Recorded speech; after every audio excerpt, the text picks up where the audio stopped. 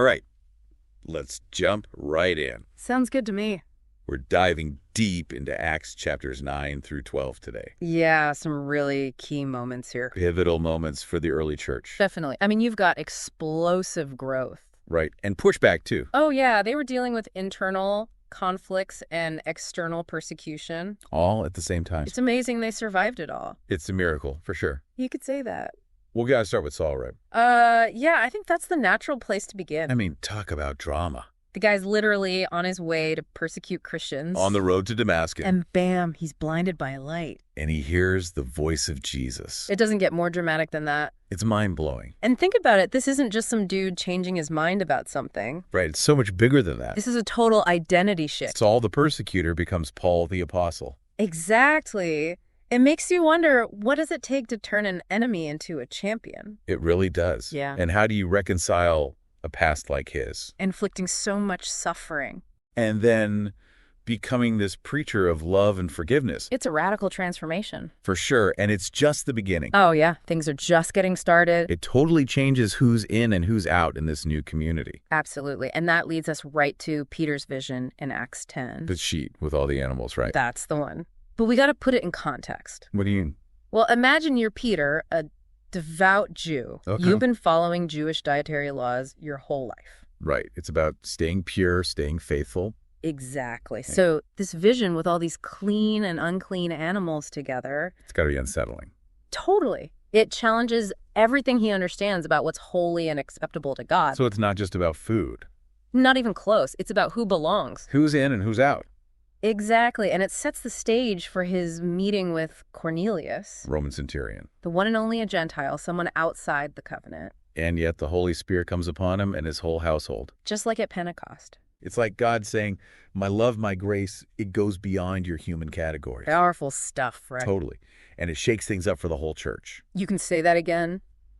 Even the apostles are wrestling with what this means. Yeah. In Acts 11, they're debating it. It's not just a theological debate either. It's real life stuff. People's lives are being changed. And this tension between tradition and change, it comes to a head in the story of Peter's imprisonment. Oh yeah, Acts 12, King Herod Agrippa trying to score points with the Jewish leaders. By persecuting Christians. He executes James, John's brother. And throws Peter in jail. It feels like the movement is being crushed. But the church doesn't give up. Not at all. They pray for Peter's release. And then an angel shows up. Breaks Peter out of chains. Just walks right out of prison. Tests the guards. It's a reminder that God is in control. Absolutely. But it also makes you wonder. Wonder what? Does relying on divine rescue make us passive? That's a good question. Should we always wait for an angel? To break down our prison doors. I don't know. It's like these chapters are asking us how we live out our faith in a hostile world.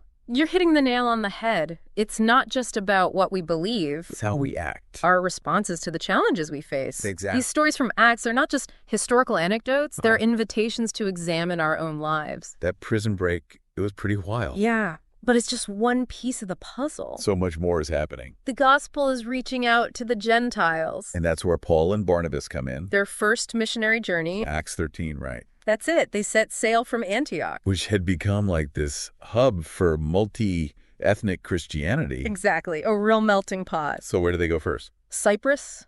And things get interesting right away. Yeah. They meet this Roman proconsul, Sergius Paulus. He's kind of curious about Christianity, but he's also got the sorcerer whispering in his ear. Illemeswas. Yeah, so you've got Roman power caught between these two spiritual forces. What happened? Paul, filled with the Holy Spirit, confronts Elymas. Head on. And Elymas goes blind. Temporarily, right? That's what it says. So that convinces the proconsul. Sergius Paulus. Yeah, he embraces Christianity. It's a powerful story. It makes you think about spiritual warfare. A little bit, yeah. I mean, is it about who's got the stronger magic? That's what I was wondering. Maybe it's more about exposing the emptiness of Elymas's magic? Compared to the truth of the gospel. That's how I see it. So it's not a magic duel. Right. It's about revealing where true power lies. And this keeps happening throughout their journey. Oh, yeah. They preach in the synagogues. Proclaiming Jesus as the Messiah. But they face resistance. From both Jews and Gentiles. Some people are enthusiastic, others hostile. It's never easy. But they keep going. Why?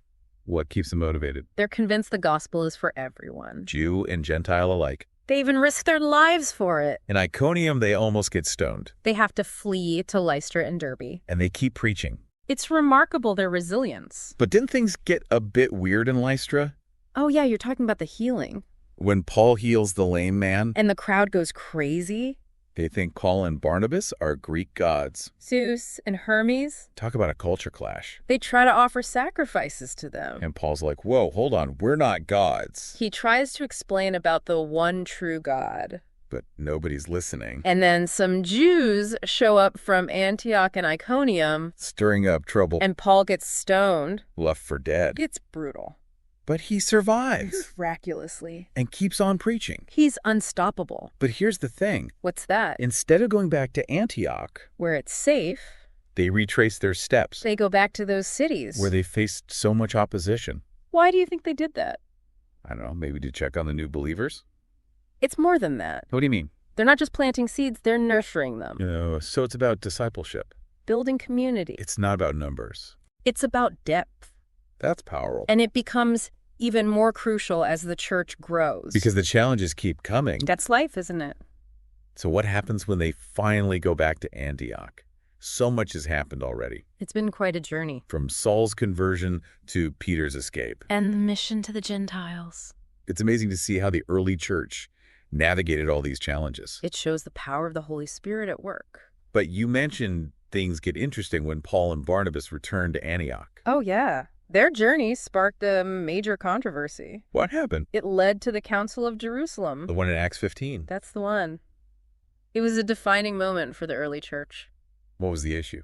Well, as more and more Gentiles were coming to faith, a big question emerged. What was it? Do these Gentile converts have to follow Jewish law? Like circumcision? Exactly. It was a huge debate. I can imagine. You had Jewish believers who saw it as essential. Part of their identity. Or centuries. And then you have these Gentile converts. With a completely different background. A clash of cultures. Absolutely. Oh. Some Jewish Christians thought Gentiles had to fully embrace Jewish customs. To be considered true followers of Jesus. But others, like Paul and Barnabas, saw things differently. They had seen the Holy Spirit working among uncircumcised Gentiles. Exactly. So they argued against imposing those requirements. It sounds like a recipe for disaster. It could have been. How do you resolve something so fundamental? So what did they do? They called a council in Jerusalem. To hash it out. Leaders from different churches came together to make a decision. It's an early example of church governance. It makes you think about how we handle disagreements today. Are we willing to listen to different perspectives? Find common ground. Even when things get heated. It's tough. Back at the council, there was a lot of debate. I bet. But then Peter stood up. The same Peter who once refused to eat with Gentiles. Yep. He shared his experience with Cornelius. How the Holy Spirit came upon Cornelius and his household. Even though they weren't circumcised? That's a pretty powerful testimony. It changed everything. And then James, Jesus' brother. He was a leader in the Jerusalem church. He spoke up too. What did he say? He agreed that God was clearly working among the Gentiles. So they have evidence. Jumps from the Holy Spirit himself. So what was the verdict? They decided Gentile converts didn't have to be circumcised. Or follow all the Jewish laws. But they did agree on some basic ethical guidelines. To maintain unity. And avoid causing offense. It was a compromise. An historic one. It allowed the gospel to spread without being tied to a specific culture. It's incredible to think how that decision shaped Christianity. What would the church look like today if they had decided differently? It's a good question. As we wrap up our deep dive into Acts chapters 9 through 12. It's clear that the early church faced some serious challenges. Internal disagreements, persecution. Trying to figure out how to follow Jesus in a hostile world. But they thrived. The Holy Spirit guided them, empowered them. Unified them. It's a reminder that God is still at work today. Breaking down barriers, bringing people together. These stories challenge us to live out our faith in a way that honors that legacy. Thanks for joining us on this journey through Acts. It's been a privilege to explore these stories with you. We hope you've been inspired and challenged to think deeply about what it means to be a follower of Jesus today. And how we can be part of God's ongoing story of redemption and reconciliation. Thanks for listening.